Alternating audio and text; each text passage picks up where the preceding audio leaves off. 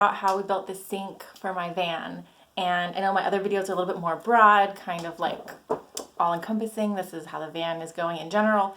This part of the project was a little tedious, so I decided to do a specific video just on it. Also, if you are looking for cool ways to build your sink up in your van, this is a cool way to do it. It's pretty easy. Yeah, so I hope you enjoy. Alright, so in order to get the hole in this bucket to make it a sink, I have to drill a hole in the bottom of it, obviously.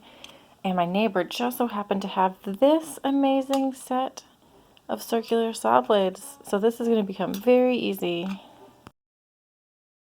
So I just wanted to put this out there. I am very, very fortunate that my brother and my brother's father-in-law, who lives next door, all have these amazing tools and resources for me to use to make this build so much easier, because with the table saw and a drill press and all kinds of things, this is getting very, very easy. But if you don't have these things, you can still do it. It's not hard. You just have to be resourceful and figure stuff out. But for now, we are going to use this drill press to drill a hole in this bucket to make my sink.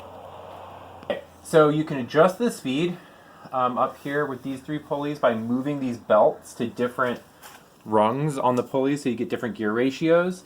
And in order to do that, you're gonna you might have to loosen this little screw right here, the one that the truck is hanging off of, and its mate on the other side. That allows you to move the motor in and out to take up the slack. But I almost never actually change the speed because it's on the slowest speed right now, which for almost everything, you know, you don't want tear out, you want to make a really clean hole, so you just use your slowest speed. Cool. So that center drill is going to maybe just come out of the bottom of the wood fixture, so we need to ensure that it's centered over this hole in the table, so we don't damage the table. There you go. So when you're working with power tools especially, you spend a lot of time on making jigs and fixtures. A lot of times you'll spend like 2-3 times as long or more setting up to make one cut or drill one hole. But that's how you get really good results. So what we're doing right now is we're making a platform. Hang on, let me grab this. So when we drill through the bottom of this is where we're drilling the hole for the drain. But you see this has a lip on it.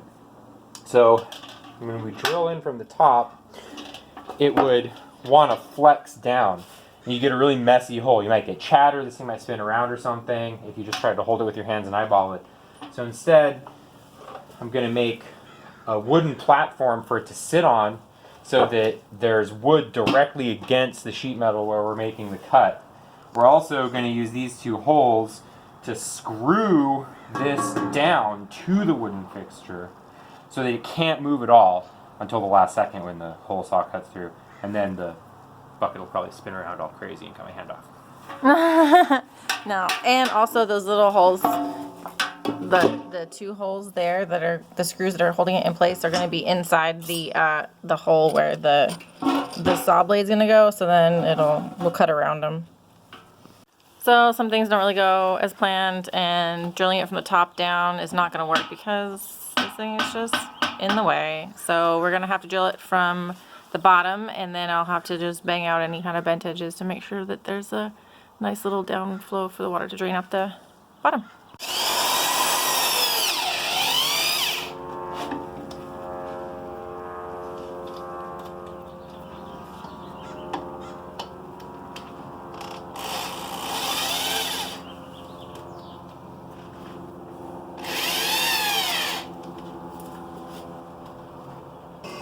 Start to our pilot hole here. Oh, like butter. Well, yes it is. Maybe it'll even up once we start cutting. Let's see what happens. It will.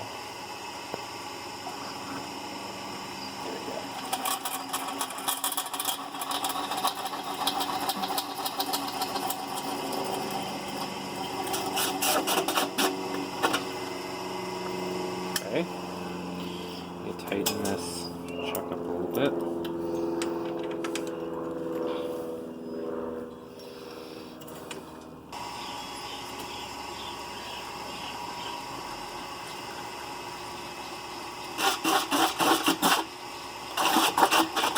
Oh my gosh.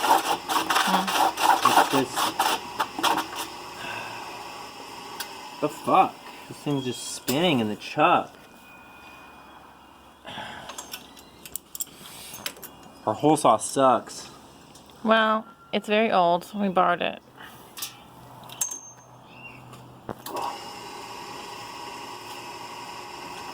And after all this, I'm probably gonna end up cutting it with my jigsaw after all. Dude. Yeah, I don't know.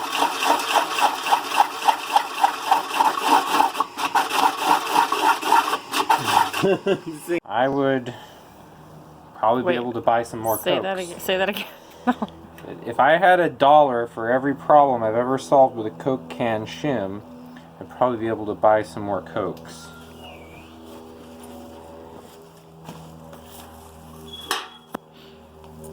We'll see. This might make it worse. So we'll find out.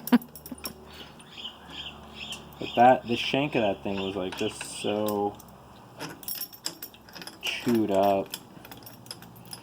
Makes me feel like maybe. And then the aluminum will crush. I don't know. We'll see. What, if anything, that'll accomplish, but you know, it's better than throwing out the whole setup and starting over. Is that? What? It doesn't look centered. I don't know if that matters. No, it's not centered. All right, let's go round 3. Yeah, maybe 3.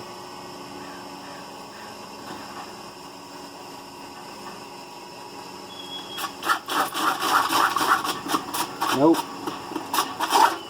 Damn. All right, you guys, pardon the mess. This is the floor of our wood shop.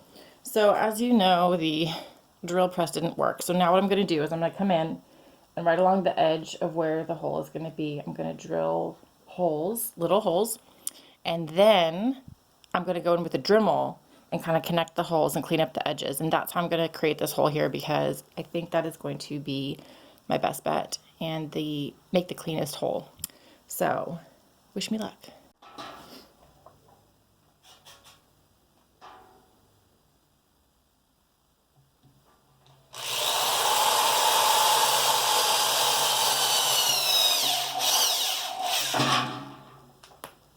All right, I think that's quite enough holes. Let's get out the Dremel.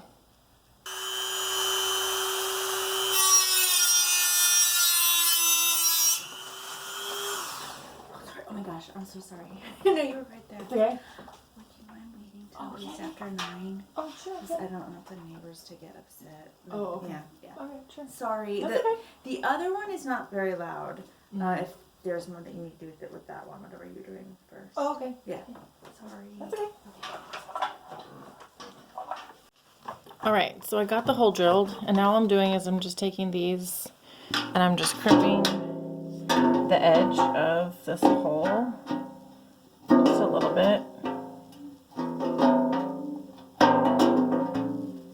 I saw one video on YouTube where somebody just put a baseball in there and whacked it with a hammer, and that will work as well. And the reason I'm doing this is because the drain here is kind of thick and I need it to sink in so that the water will drain out of the sink. So that's what I'm doing here. I'll show you when it's done. All right, I'm all done. Just bent a little bit around the edge there. So that way when this drops in, it makes like a more flush connection here. And then, yeah, the next step is to go put this in my countertop. Looks great, huh? Beautiful rustic little sink here. All right, so here's the finished product. There's the sink with the drain. And this is my, my little tap here. And when this is on, this will come out. And then down here, there's a pump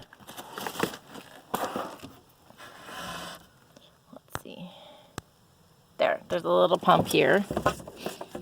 Sorry, it's so messy. My construction dust. So I'll step on this pump and it'll suck water out of this tank, and it will drain into this tank. And yeah, that's what we got. And the sink is big enough to where if I need to hand wash some clothes, I can do it in there. If I wash my hair, I could do it in there. Yeah, so there we have it. Hope you enjoyed this. So what did I learn from this project? I learned don't jinx yourself. Saying things like this is going to be so easy is probably not a good way to start, because it's never easy. Things are going to come up. Things are going to get in the way. Plans are going to change. As you see with this this project, things change drastically multiple times.